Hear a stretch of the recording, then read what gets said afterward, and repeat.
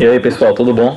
Então, hoje a gente vai continuar, né, com mais uma de biologia. Hoje vamos falar sobre reino Monera, né, e eu vou continuar essa aula em outro vídeo falando também das doenças associadas a elas, ok? As bacterioses. Então vamos lá. Primeiro, o que são bactérias, né? Bactérias são organismos unicelulares procarióticos, ou seja, eles só têm uma célula, né, e o núcleo ele é disperso pelo citoplasma sem estar envolvido pela carioteca. Além disso, gente, eles não têm organelas a não ser o ribossomo, ok? Podem viver isoladas ou em colônias. Como outras características gerais, temos aqui, tem apenas um único cromossomo circular disperso no citoplasma, são procariontes, né?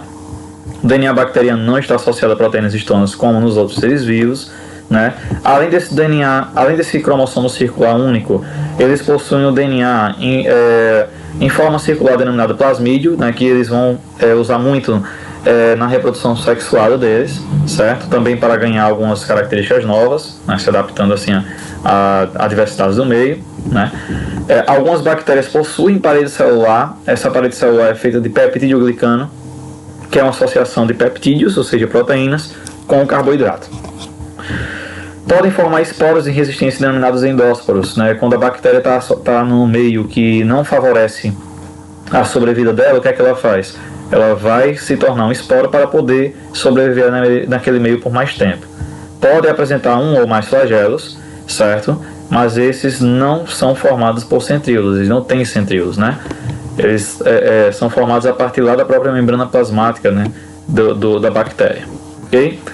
Bem, quanto à morfologia geral, nós temos aqui alguns tipos de bactérias. Os cocos têm formatos arredondados, né? Os espirilos têm o formato de espiral, né? Espirilos, espiroquetas. Os embriões no formato de vírgula e o bacilo, que é um formato de bastão. Vejam que eles podem viver, como já tinha dito, associados, né? Formando aí diplococos, streptococos, estafilococos aqui, streptobacilo, a sarcina, né? São associações de colônias de bactérias, beleza? Outra estrutura, outra figura sobre a estrutura celular das bactérias, a gente vê aqui o material genético disperso no meio, né, chamado nucleóide, os ribossomos, certo? Alguns associados em poliribossomos, um flagelo, a membrana plasmática, a parede celular e ainda algumas possuem uma cápsula, certo? Bactérias capsuladas que são mais resistentes. Existem aqui os pelos ou fímbrias, né, que podem servir tanto para alimentação como também para ajudar na reprodução sexuada.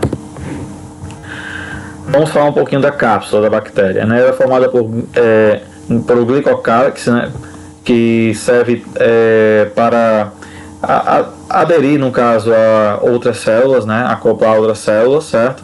É uma questão de reconhecimento celular, ok? Impede que a célula seja fagocitada por células de defesa. Então as células de defesa vão ter um trabalhozinho aqui por causa dessas cápsulas, dessas bactérias. Por isso que eu disse que as bactérias capsuladas são mais resistentes. Promove a adesão de bactérias em diferentes substratos, como eu falei agora há pouco, né? É uma questão de reconhecimento do lugar do substrato onde estão, por exemplo, dentes humanos, o trato respiratório, mucosa intestinal, formando aí as placas bacterianas, certo? E também protege as bactérias contra desidratação e choques mecânicos. Essas são as funções das cápsulas, certo? As fímbrias, apêndice que se estende da membrana plasmática passando pela parede celular e cápsula emergindo para o meio externo. As fímbrias podem ocorrer em toda a superfície da célula, certo? A função, fixar bactérias no substrato em outras células, mas além disso também, gente, serve também para a reprodução sexuada por transformação, que a gente vai falar daqui a pouquinho. O polissexual, né, que também é um tipo de fímbria, não deixa de ser uma fímbria, mais associada à questão da reprodução mesmo, né, por transformação e também conjugação, só que a conjugação está mais ligada a uma ponta citoplasmática que nós falaremos mais adiante. Os flagelos, né, que são responsáveis pelo deslocamento, geralmente as bactérias têm poucos flagelos, né? Na verdade, quando uma célula tem flagelo, ela tem poucos, ela não tem muitos flagelos, ok? A parede celular, como já falei, de peptidoglicano, né, que é uma proteína conjugada com carboidrato, certo? E, gente, quando a gente vai falar da parede celular das bactérias, né, a gente fala aqui da classificação em gram-positivas e gram-negativas. Isso porque, né, algumas bactérias elas têm uma camada a mais de proteção certo? Além da parede celular, como essa daqui, ó. Ela tem aqui a membrana plasmática, parede celular, que é menos espessa, e uma camada lipoproteica aqui em cima, certo? Já as gram positivas, ela tem uma camada aqui da membrana plasmática e uma grande camada de parede celular. E aí, por que ela vai ser classificada em gram positiva ou gram negativa, certo? É o método de Gram. Gram é um cara que criou essa técnica de pigmentação, né? Ele colocava um pigmento na bactéria, e aí quando a bactéria sofria pigmentação, ela era chamada de gram positiva, e quando não sofria, gram negativa.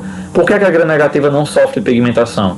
Porque o pigmento ele só se associa à parede celular de peptidoglicano, né? E quando ela pinga nessa bactéria que tem essa camada extra, o pigmento ele não vai conseguir aderir à parede celular de peptidoglicano, daí o nome gram negativa, né? Então as gram negativas têm essa camada extra de proteção, tornando ela mais resistente ainda.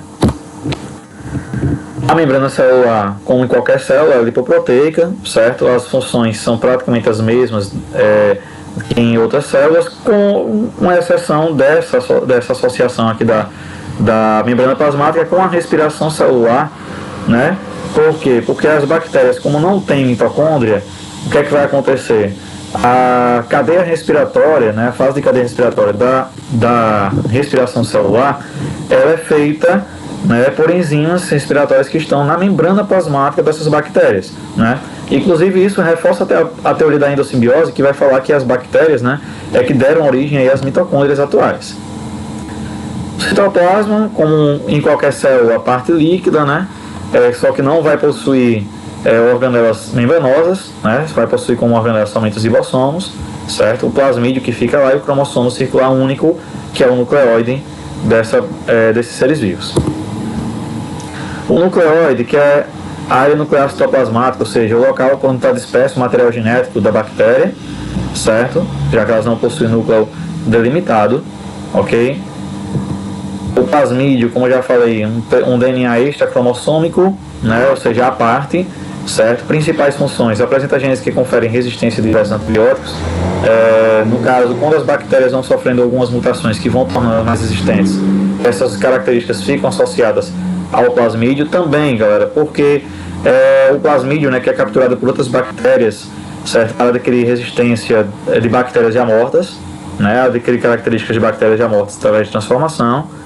Apresenta genes responsáveis pela síntese de toxinas. Apresenta genes também que codificam enzimas que ativam a degradação de carboidratos e substâncias exóticas, como tolueno, a cânfora, hidrocarbonetos de petróleo e etc. Ou seja, algumas bactérias que têm a capacidade, né, de decompor, de degradar substâncias que outros seres vivos não conseguem, certo? Daí a gente fala aqui de substâncias exóticas. E a formação do endósporo, que é o que? É quando a bactéria ela vai perder parte do citoplasma, certo?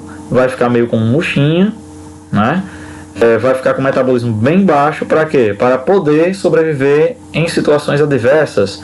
Quando a situação voltar ao normal, o que é que ela faz? Ela consegue voltar a se reproduzir por bipartição, né? Por reprodução assexuada, que é o que ela mais faz. Bem, quanto à classificação das bactérias em relação à respiração, nós temos bactérias que são aeróbias e anaeróbias. A aeróbia, galera, é aquela que só vive na presença do oxigênio, ela faz respiração celular.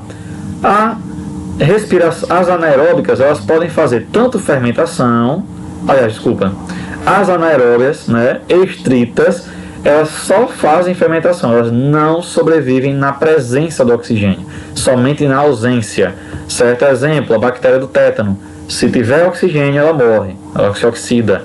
E as facultativas são aquelas que tanto faz. Se teve oxigênio, faz respiração celular. Não teve, faz respiração anaeróbia mesmo, ok? Como aqui é o Escherichia coli. Beleza.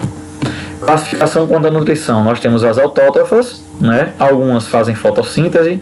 Lembrando que essa fotossíntese muitas vezes é bem parecida com aquela da planta, mas tem outras bactérias que têm uma fotossíntese um pouquinho diferente, certo, das plantas, né? E as que fazem quimiossíntese, ok? E as heterótrofas, galera, que não são capazes de sintetizar seu próprio alimento, que aí vão fazer o que? Elas vão ser ou parasitas, ou simbiontes, ou comensais, certo? ela vai decompositoras, ela não consegue fabricar seu próprio alimento, ela vai ter que se virar. Quanto à reprodução, gente, a reprodução assexuada é a mais usada, né, porque ela é mais simples, ela é mais rápida, ela gera um número maior de bactérias mais rapidamente, ok? É a bipartição, ou divisão binária, ou cisparidade. É a mesma coisa essas três palavras aqui, certo? Que é quando a bactéria ela cresce, duplica seu material genético, ó, sofre aqui um estrangulamento no meio, formando duas bactérias filhas. E a reprodução sexuada, que pode ser a conjugação, a transformação e a transdução, certo? Aqui eu já tinha explicado, vamos lá. O que é a transdução? Gente, quando um bacteriófago, né, ele infecta uma bactéria e aí entra no ciclo lítico, quando ele sai dessa bactéria, ele pode carregar um pedaço do material genético da bactéria. E aí ele pode transferir esse material genético da bactéria para outra bactéria hospedeira, certo? Que vai fazer uma recombinação, ok? E aí vai se transformar numa nova bactéria. A transformação é quando uma bactéria, gente, ó, imagina, ela morreu, o seu material genético vai ficar disperso no ambiente, aí uma bactéria viva vai pegar um pedaço desse material genético, vai puxar para dentro dela, e aí vai recombinar formando uma nova bactéria, que inclusive pode herdar resistências dessa bactéria já morta aqui, ou até letalidade.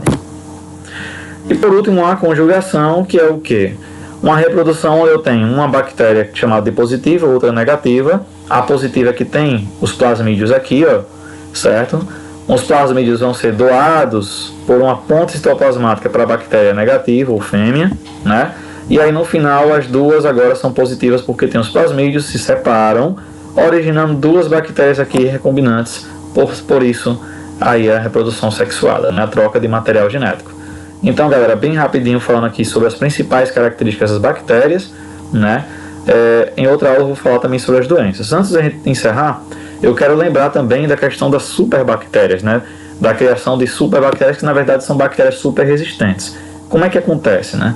A bactéria não vai pegar a resistência a antibiótico à toa. Ao acaso, algumas bactérias vão adquirindo resistência, né? Só que são em pequeno número. Só que quando a gente vai tomando antibiótico à toa, né? O que acontece? A gente acaba selecionando as mais resistentes, certo? Tem gente também que toma errado o antibiótico, toma antibiótico por um tempo, aí tá melhor, não, parei, sendo que tinha 20 comprimidos, você para com 10. O que é que vai acontecer?